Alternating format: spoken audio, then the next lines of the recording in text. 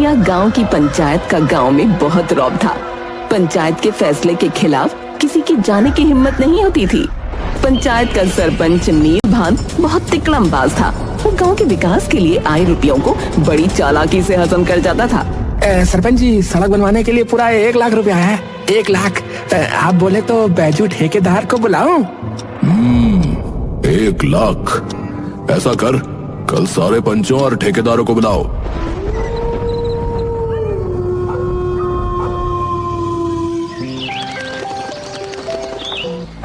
एक पेड़ के नीचे पंचायत लगी।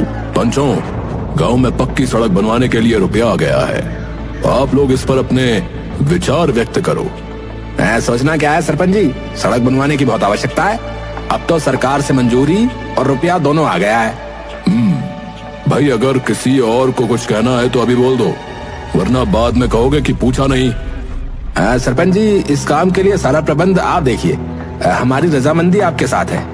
ठीक है, फिर सड़क बनाने का ठेका मैं इस बैजू को देता हूँ। बैजू, अरे तुम इस सड़क का सारा ब्यौरा लिखित में जमा करके काम जल्दी प्रारंभ करो भाई।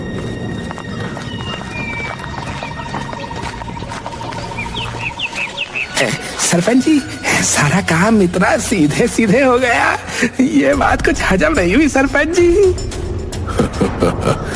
तू देखता जा।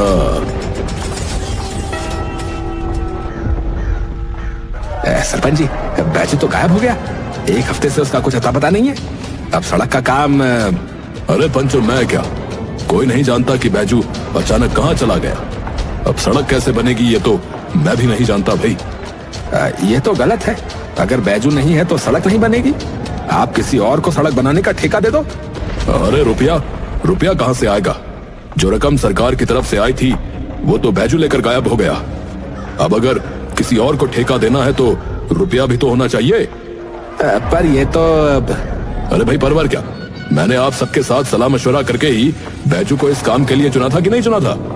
अब वो रुपया लेकर चला गया तो बताइए, इसमें मेरी क्या गलती है? बताइए।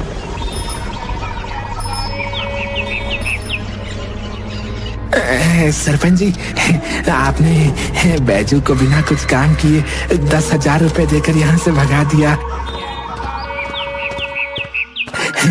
जबकि मैं तो आपका काम हर दिन करता हूँ। अगर मुझे भी कुछ मिल जाता, मेरा मतलब मेरा भी कुछ भला हो जाए। अच्छा, अब तुझे भी लालच आ गया। बोल, कितना माल चाहिए?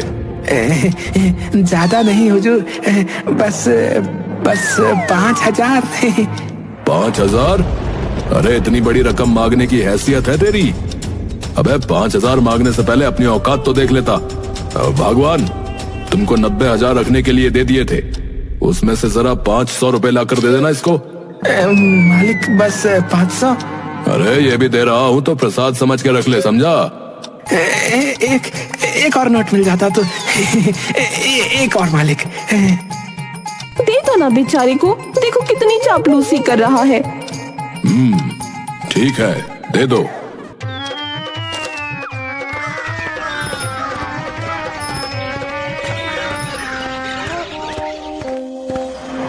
ये नील भान बहुत चालाक आदमी है। मुझे लगता था ये सरकारी माल सब पंचों में बटेगा, पर ये तो सारा माल अकेले डकार गया। पंचायत के चुनाव भी नजदीक है, इसे ठिकाने लगाना ही पड़ेगा। अगर ये अगली बार भी चुनाव जीत गया तो सारे पंच इसे ही सरपंच बनाएंगे और मेरा पत्ता फिर से साफ हो जाएगा। इस बार सरपंच किसी भी हाल में मुझे ही बनना है। हाँ। सहयोगी रास्ते से जा रहा था कि बिन्नी लाल और 2 आदमी लाठी लिए अचानक उसके सामने आ गए। उनको देखकर वो घबरा गया। देख बे, मुझे सब पता है। नील भान ने पंचायत के रुपयों का गबन किया, समझा? तू पूरी बात बता, नहीं तो अच्छा नहीं होगा। मुझे कुछ नहीं पता। रास्ता छोड़ो भाई, जाने दो मुझे। बिन्नी लाल ने आदमियों को इशारा किया तो एक आदमी ने सहयोगी को पकड़ा और दूसरे ने मारने के लिए लाठी उठाई तो वो चिल्लाया, अरे नहीं, अरे मुझे मत मारो, मैंने कुछ नहीं किया। सारे रुपए सरपंच जी के पास है, उन्होंने ही बैजू को 10,000 रुपए देकर गांव से भगाया है। बिन्नी लाल और आदमी सहयोगी को लेकर थाने गए।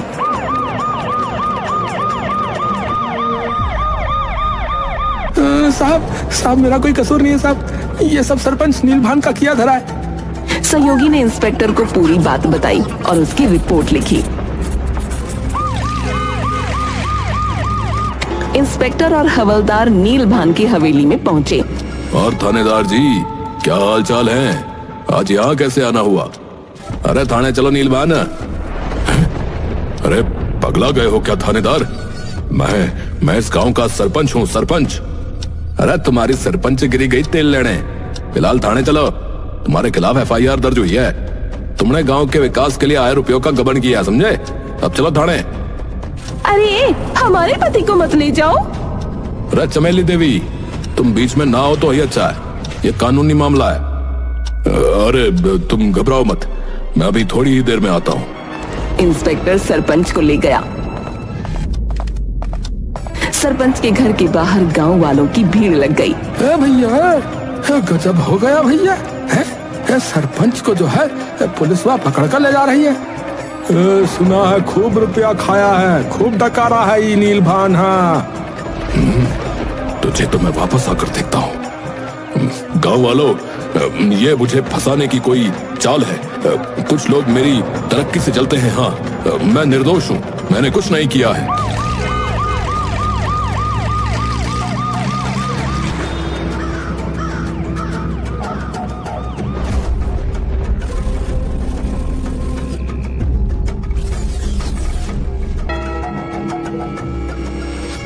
कुछ दिन में वो जमानत पर रिहा हो गया।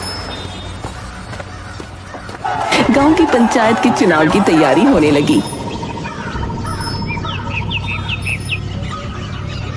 नीलभान, तुम यहाँ?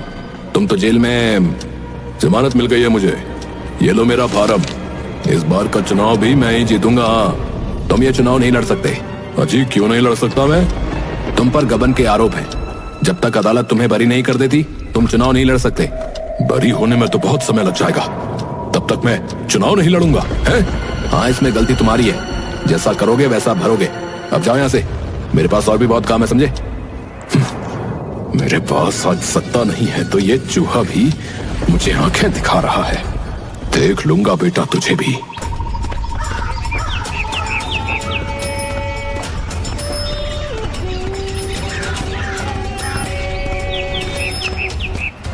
अरे भगवान, अरे ओ भगवान, इधर आओ। चमेली थाली में दिया जलाए पूरे घर को उसका धुआं देती हुई आई। हाँ जी, बोलो। अरे चमेली देवी, तुमको मेरी एक बात माननी पड़ेगी। हे, अचानक में भगवान से चमेली देवी हो गई? ऐसी कौन सी बात हो गई जी? तुमको पता है, मैं सरपंच का चुनाव नहीं लड़ सकता। मुझे कुछ शैतानों ने मिलकर जेल में डलवा दिया। जब तक अदालत मुझे बरी नहीं करेगी, मैं पंचायत का चुनाव नहीं लड़ सकता। ओह, ये तो बहुत बुरा हुआ जी। अरे सुनो, ये मेरी इज्जत का सवाल है। इतने सालों से गांव का सरपंच मैं था, और अगला सरपंच भी इसी घर का होगा, बता रहा हूँ। इसी घर का होगा मतलब? बिटिया का तो ब्याह हो गया, अब ये कुत्ता चुनाव लड़ेगा? पंच लोग इसको सरपंच बनाएंगे। अरे कुत्ता गया भाड़ में।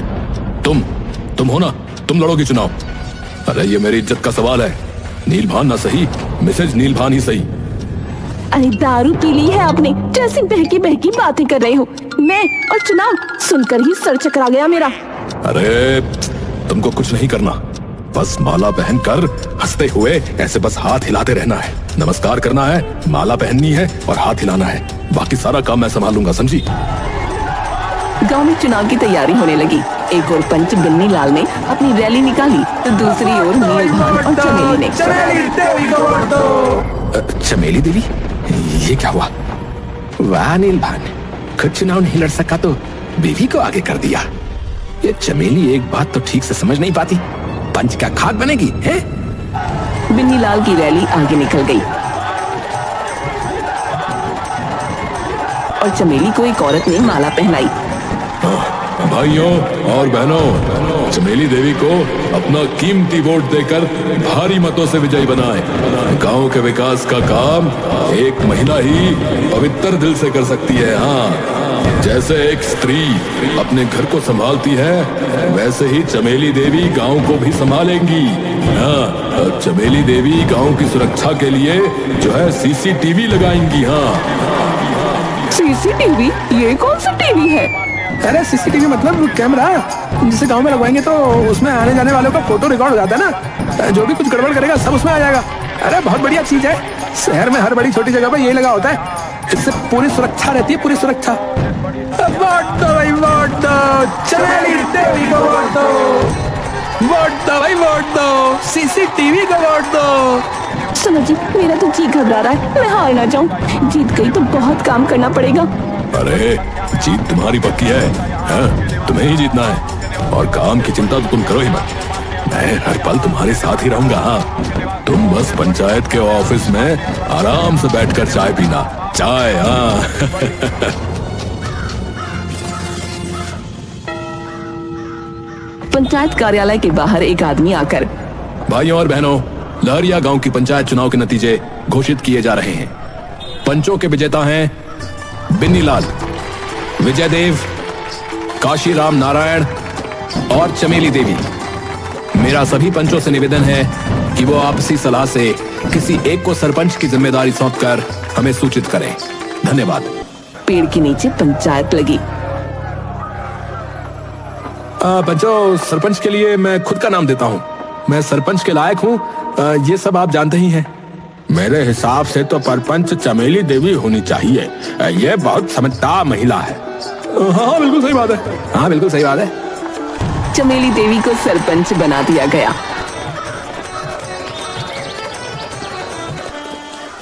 पंच जी, कल रात को उस नीलभान ने आपको छोड़ के सब पंचों को अपने घर दावत पे बुलाया था। तभी मैं सोचूं, ये सारे पंच कल तक तो मेरे साथ खड़े थे, अचानक बदल कैसे गए हैं? नीलभान बहुत चालाक आदमी है, बता रहा हूं। चमेली देवी पंचायत कार्यालय में बैठी चाय पी रही थी।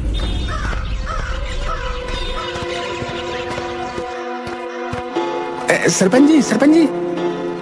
अरे तुम मुझको कह रहे हो या इन्हें?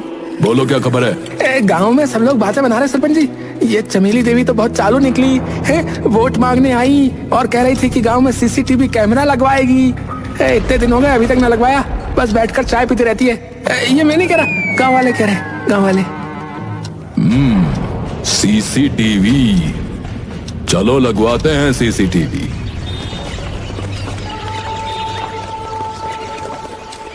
सुनो गांव वालों, सीसीटीवी कैमरा आ गया है।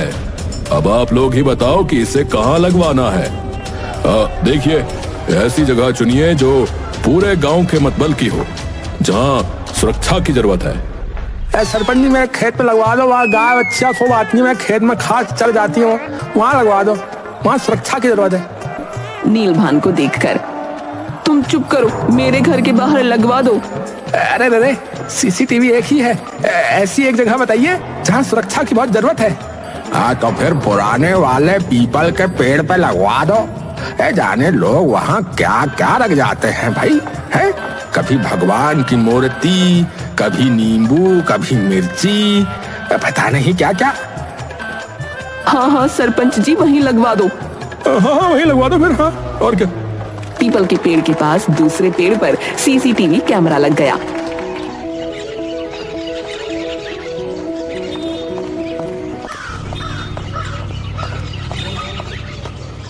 अरे अरे सरपंच जी, हमारी घंटी गायब हो गई है। जरा सीसीटीवी में देखकर बताइए कि कौन मुड़क ले गया। अरे क्या बात है, जरा ठीक से बताओ। मैं पीपल की आरती करके थाली नीचे रखकर परिक्रमा करने लगा, फिर देखा तो थाली से घंटी गायब। पहले वहाँ एक आदमी ने पेड़ पर सिक्का चढ़ाया।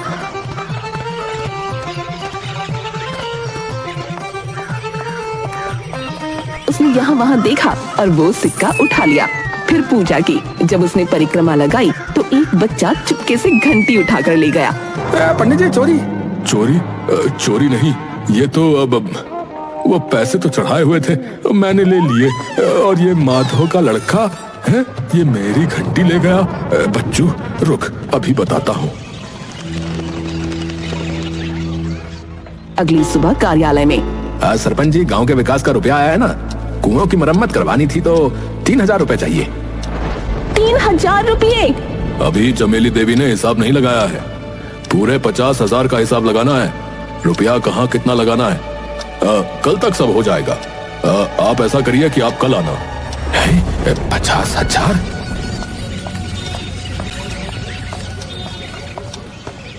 दोपहर में नारायण वहां आया। पंच जी, हम लोग किसी आवश्यक काम से कहीं जा रहे हैं। शाम तक आएंगे, तब तक आप ये सब संभालिए। सब चले गए। नारायण अकेला था। तभी एक किसान भागता हुआ वहां आया। पंच जी जरा सीसीटीवी दिखा दो। क्या हुआ? अरे पिपलिया पेड़ के पास ही मेरा आम का पेड़ है। सुबह सब आम गिना था, पूरे 30 आम थे, अभी 25 ही हैं। जरा देखकर बताइए कौन साला ले गया। अरे तुम्हारे यही सब काम करने के लिए मैं बैठा हूँ। चलो भागो भागो यहाँ से भी, वरना अजीब लोग हैं। सीसीटीवी को पीपल की रखवाली के लिए लगवाए हैं। इतनी चोरी चकारी होती रहती है गांव में, उसकी किसी को कोई चिंता नहीं, कोई फिक्र नहीं।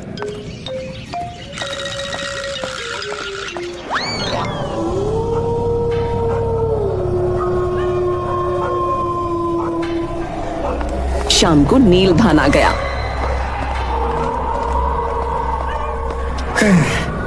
भाई मैं तो एक ही दिन में बाज आ गया इससे। अगर आप लोग अभी ना आए होते ना तो सच्ची में सब छोड़कर भाग जाता। अब आप ही लोग संभालिए।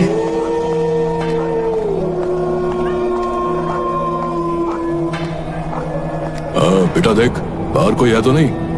नहीं, कोई नहीं है। ये ले और चुपचाप खिसक जा यहाँ से।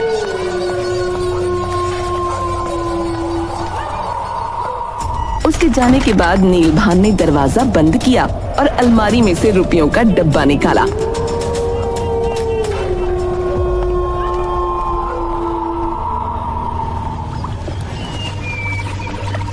सुबह पंचायत कार्यालय में शोर हो गया। अरे चोरी हो गई, चोरी हो गई पंचायत के ऑफिस में। अरे किसी ने पूरे 50,000 रुपए चुरा लिए।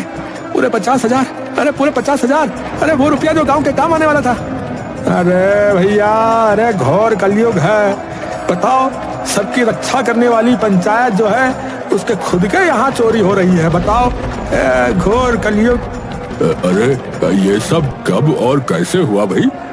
कल तो रुपया अलमारी में ही था, मैंने खुद देखा था। अभी सुबह देखा तो रुपयों का डब्बा गायब है। ऑफिस पर ताला? मैंने खुद ताला लगाया था। तभी नारायण बोला, अरे रुको, मुझे याद आया। अभी पता चल जाएगा चोर कौन है और किसने रुपए चुराए हैं। मत बल। अरे आओ सर, मैं बताता हूँ। कल सब आकर तंग कर रहे थे कि सीसीटीवी में दिखा दो, ये दिखा दो, वो कर दो। तो इसलिए मैंने जो है ना सीसीटीवी पिपलिया के पेड़ से हटवाकर यहीं ऑफिस के ऊपर ही कोने में लगवा दिया था। देखा, आज ही काम आ गया। नीलभान के पसीने छूट गए। अब चमेली देवी, मेरी तबीयत ठीक नहीं लग रही, चलो हम चलते हैं। अरे रुकिए ना।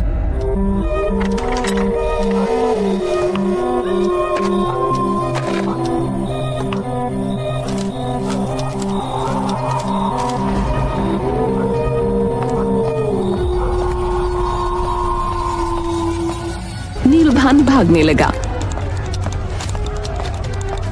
तो विजय देव और काशीनाथ ने उसे पकड़ा। अरे भागते कहाँ हो नीलभान? है रुको। अरे देखो, अभी कुछ और भी है। रात को एक आदमी चुपके से खिड़की के अंदर आया और अलमारी खोल रहा है और डिब्बा उठाकर चला गया।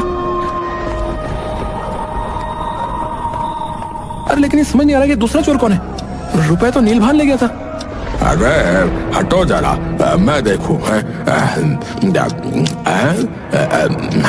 अरे भैया, ये तो बिन्नी लाल है। बिन्नी लाल ही है ये। हाँ, बिन्नी लाल। भाई देखो, ऐसी अंगूठी जो है पूरे गांव में उसी के पास है। हाँ, और जो है देखो 6 उंगली दाएं हाथ में है ना, ये बिन्नी लाल ही है। हाँ, बिन्नी लाल। बिन्नी लाल वहां से जाने लगा। अरे 6 उंगली बिन्नी लाल। अरे पकड़ो नीलभान और बिन्नी लाल दोनों को। गांव वालों, मरम्मत करो इनकी, देख क्या रहे हो। गांव वालों ने दोनों को खूब पीटा और उन्हें पुलिस के हवाले कर दिया।